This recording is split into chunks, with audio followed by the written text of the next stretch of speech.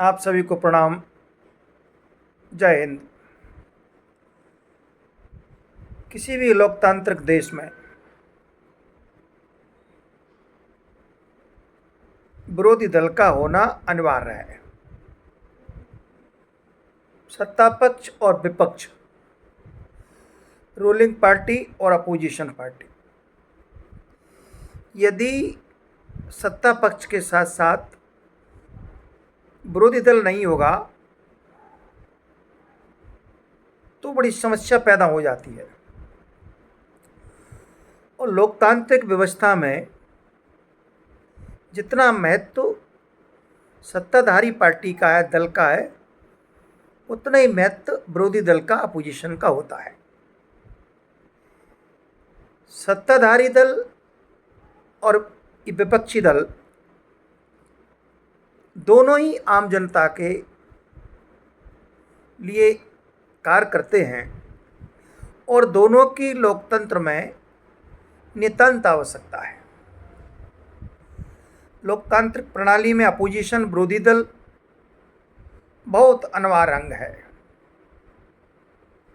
तो जिस देश में विरोधी दल कमज़ोर हो जाता है, वहाँ का लोकतंत्र, वहाँ की सरकारें और सत्ता पक्ष मनमाना करने लगता है। दूसरी भाषा में कहें तो स्वस्थ लोकतंत्र के लिए एक मजबूत विपक्ष अनिवार्य है। आज हम देखते हैं हमारे देश में, भारत में अपोजिशन लगातार कमज़ोर होता चला जा रहा है। सन 2014 की बात करें, मात्र 44 लोकसभा सीटें आई। 44 सीट लेकर के कांग्रेस, अपोजिशन नहीं बन पाए, विरोधी दल नहीं बन पाया। 2019 का जब चुनाव हुआ, उस समय भी ये 50 सीट लेकर के, 52 सीट लेकर के, 52 सीट लेकर के ये विरोधी दल का दर्जा हासिल नहीं कर पाया। लगातार 10 साल का जो अंतराल रहा, 14 और 19 में भारत की सरकार बिना विरोधी दल के चली। तो ये बड़ी दुखद घटना है। 2024 में कांग्रेस की सीटों में कुछ वृद्धि हुई, फिर भी 100 का आंकड़ा नहीं छू पाई। लोकतांत्रिक व्यवस्था में, मजबूत लोकतंत्र में, मजबूत संसदीय प्रणाली में विरोधी दल का होना, अपोजिशन का होना, विपक्ष का होना बहुत ही नितांत आवश्यक है, बहुत ही अनिवार्य है। आप देखिए, 1984 के बाद, 84 के बाद कांग्रेस को देश में आज तक पूर्ण बहुमत नहीं मिला। इंदिरा गांधी जी की हत्या के बाद सहानुभूति लहर के कारण 1984 में कांग्रेस को बहुत ज़बरदस्त सीटों में इजाफा हुआ, वृद्धि हुई। 400 प्लस सीट आई कांग्रेस की। आज तक नहीं आ पाई इतनी सीट। और तब से लेकर के और आज तक, 84 से लेकर के 25 तक इतनी सीट कांग्रेस कभी नहीं ला पाई। यहाँ तक कि 14 और 19 में विरोधी दल का दर्जा हासिल नहीं कर पाई। तो आज जिस तरह से देश में विरोधी दल कमज़ोर है, कांग्रेस कमज़ोर है, लेकिन पार्टी की सीटें कमज़ोर हैं। दूसरा एक और महत्वपूर्ण बिंदु है, कोई भी पार्टी का नेता इतना मजबूत नहीं है विपक्ष में, चाहे आप कांग्रेस राहुल गांधी की बात करें, मल्लिकार्जुन खड़गे की बात करें, या प्रियंका गांधी की बात करें, या अशोक अशोक गहलोत की बात करें, या कपिल सिब्बल की बात करें, या कोई भी नेता कांग्रेस में इतना सशक्त और मजबूत नहीं है जो विरोधी दल का दायित्व निभा सके या अपनी क्षमता के बल पर सही तरीके से विरोधी दल की भूमिका निभा सके।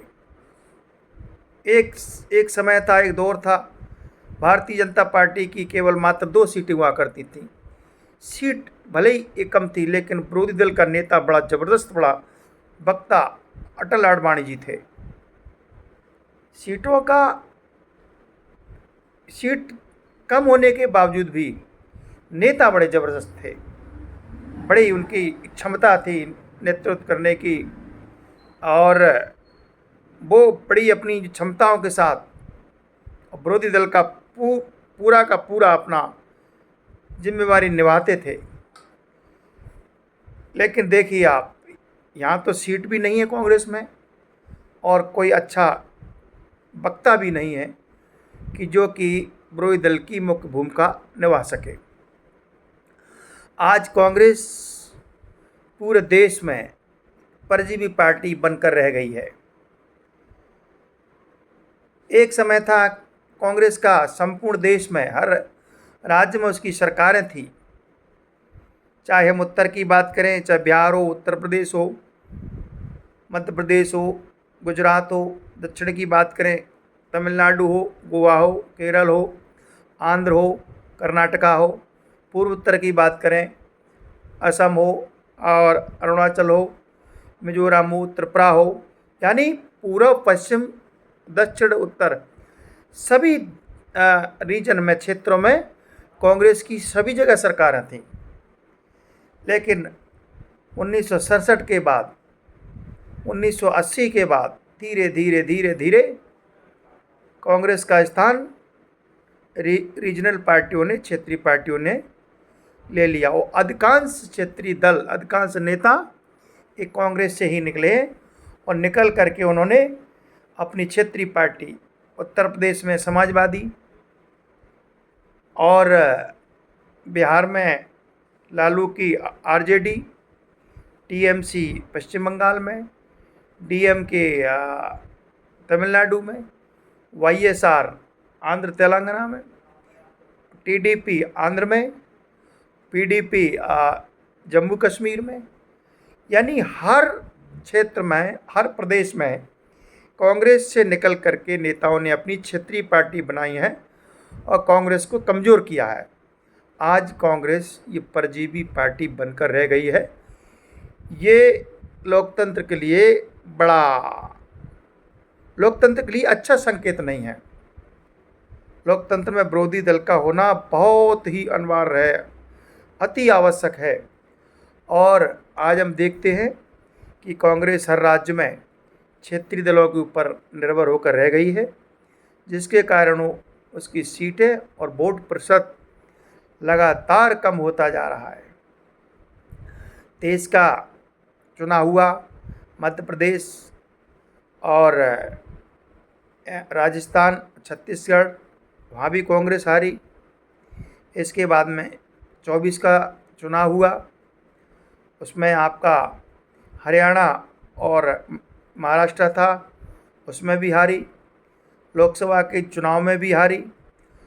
और 25 के प्रारंभ में दिल्ली में जो चुनाव हुआ उसमें कांग्रेस की शर्मनाक हार हुई कि यहाँ तक कि जमाना जब्त हुआ।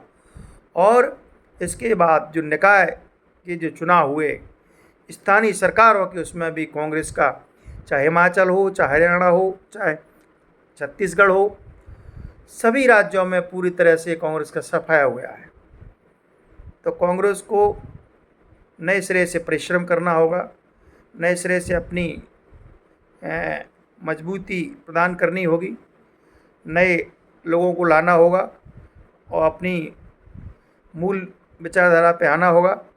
सर्व समाज में अपनी पैठ बनाना होगी। एक समाज को लेकर के आज हम कांग्रेस का देख रहे हैं, इसका केवल वोट बैंक केवल मुस्लिम समाज रह गया है। वो जब तक सभी समाजों में अपना संपर्क संवाद नहीं करेगी।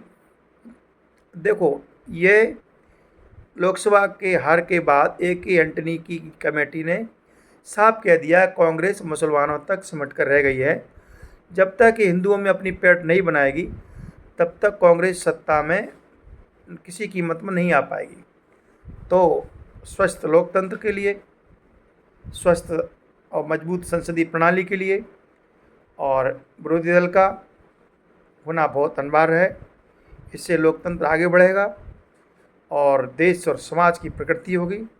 लोकतांत्रिक व्यवस्था में विपक्ष का, विरोधी दल का, अपोजिशन का होना बहुत ही अनिवार्य है। आज के अंक में इतना ही। हम कल कुछ दूसरा विषय लेकर के आपके बीच में उपस्थित होंगे।